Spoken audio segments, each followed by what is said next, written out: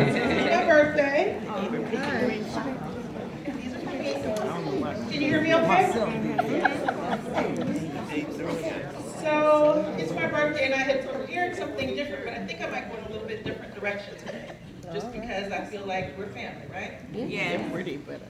I think we should talk about how we should all learn to balance our body, mind, and spirit. Amen. Because the way that this world is going now, we're under stressors that we can never imagine. I have a son who's 10.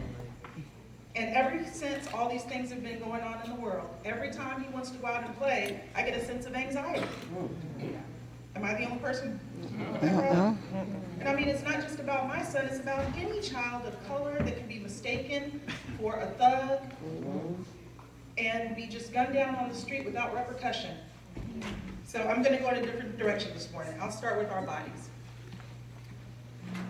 As people of color, we are probably leading in the wrong things. We're number one in diabetes, we're number one in hypertension, depression, anxiety, being obese, and we are also the last ones to go to the doctor. Now I understand our anxiety about going to the doctor because my grandmother would never go to the doctor. See, she came from a time where when you went to the doctor, you weren't sure whether you were going to get taken care of or experimented on. So I say this to you. One of the most important things for us to find balances in our life is for us to take care of our bodies.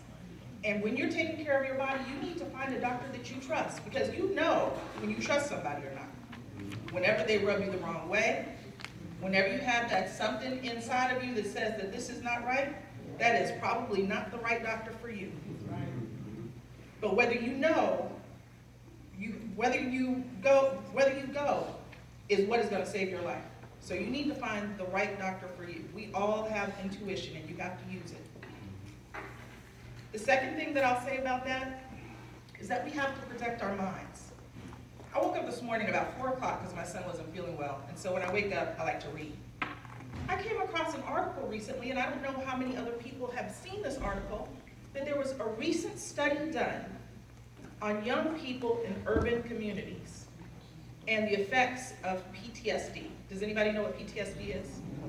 Post-traumatic stress disorder. The study said that young people, by the age of 19, color aside, this is just in urban communities, they have similar post-traumatic stress disorders as those that have been to war. I mean, to war, can you imagine? We're talking about by 19 years old, you have grown up in an environment that is so stressful all the time that you felt like you have been in a war zone. And when I read that article this morning, you know what it told me? It said to me that a lot of times the violence that we see in our communities, the undereducation, the misbehavior of our children is tied to maybe hopelessness. Have we ever looked at that? Because if you lose hope, you don't want to go to school. If you lose hope, you don't think that the person standing next to you has any value. It's okay to shoot them, stab them, run them over with your car.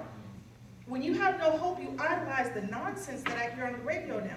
Now, don't get me wrong, I do like old school hip-hop. I mean, I do. But it was things like Public Enemy, things that would lift you up and inspire you to do better and learn more about yourself. But today, we're faced with things that I can't even repeat here because we are all Christians. I mean, we have to do something about that.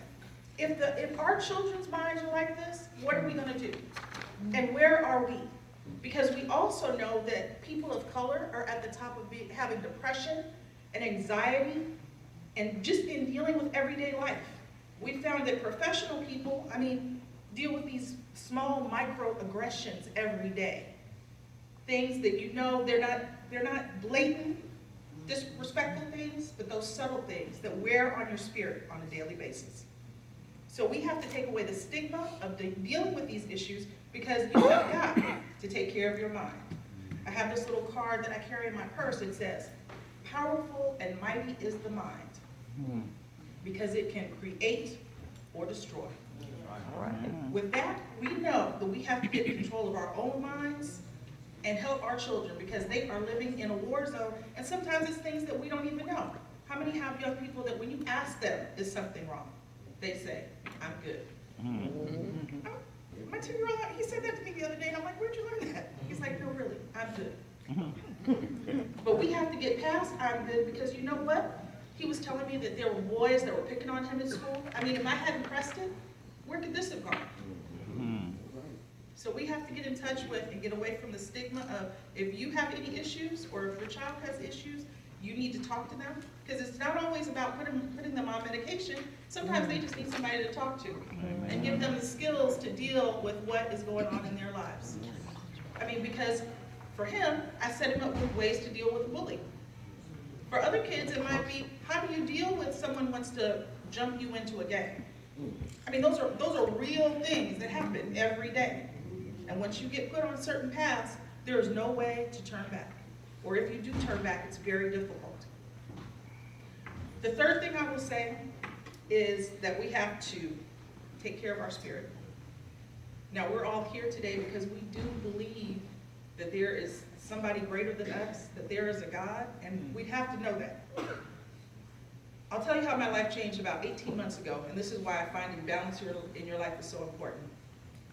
I took my husband to the hospital for what was to be a routine procedure. He was just getting his gallbladder taken out. And of course, in the rush, because I'm ready to go see patients, I'm like, man, get out of the car, okay? you have an appointment and you're talking about you're hungry, go, I'll come back and pick you up. Now, the hard part of that is I don't remember really if I said I love you at the end or whether I just told him, get out of the car, I'll pick you up in a little bit. But he never came home. So that brings new vision to what life should be like. Because life is short. Life is so short and fragile. And in those minutes, that's when you realize that you have to have balance for yourself. Because the first thing is, there's only one you. You got to take care of it. You got to take care of your body. You got to take care of your mind. You got to take care of, we have to learn to take care of each other. And the second thing is you have to know that there is a God. Because if there was no God, I could not be standing here talking to you today because I don't get it. I mean, he was a good guy. He was one of the good guys. I don't get it. And when you think that you have forever, when you think like we're going to walk out of here today and you'll be like, I have time to call my mom, I'll call her next week and tell her I love her. I'll call my husband up tomorrow and tell him I love him. Oh, when I pick him up from the hospital, I'll tell him that I love him. You have to know that there is a God and there is a plan. So know whatever is going on in your life or in the world, we have to learn to work together and work with God because that is the only way. I get up every morning now, I take about 10 minutes and try to find peace because all I know is that there has to be a plan. Everything that goes on in the world, everything that we are dealing with, there has to be a plan for it. There has to be something to learn. We cannot imagine that this world is just going crazy for no reason. We can't think that we're still rioting in Ferguson for no reason. Sometimes we have to speak up in order to change things.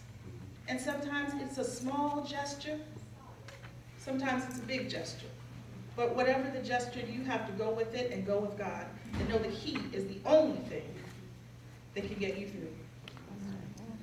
Now, I did take this in a completely different direction, but I pray today that everyone who leaves here knows that you are here for a reason. You have been given a gift just because you woke up this morning. The fact that you were here to hear what I had to say, you were here for a reason. I don't know if it's the reason because you need to get your body together. It's because you need to help someone else get their body together. Or you are struggling with something in your mind because your mind is powerful. It can build or it can destroy. Or you need to help somebody else that you know needs help with their mind. We have to remove the stigma in our community about depression, post-traumatic stress disorder, and the most important, when I read this article, you know we have to remove it because it's there. It's already there. Whether we acknowledge it or not, probably 90% of us have something that we need to deal with. And finally, I will say the fact that we're here, we know that God wants us to be here. That we have the ability to change our world, our community. And in this community, sometimes I'm so saddened when I hear statistics like kids are not graduating from high school. I mean, what can you do with a high school education anymore? And to not have one, to start behind the 8 ball, not even behind the 8 ball. You're behind the bus, behind the 8 ball, behind the school. So we have to work together, and as a community of faith, pray together, work together, and make things better. In the words of Martin Luther King, I'll say this: you don't have to see the whole staircase, but you gotta take the first step. And today is that day. I'm Dr. Golden, and thank you for listening.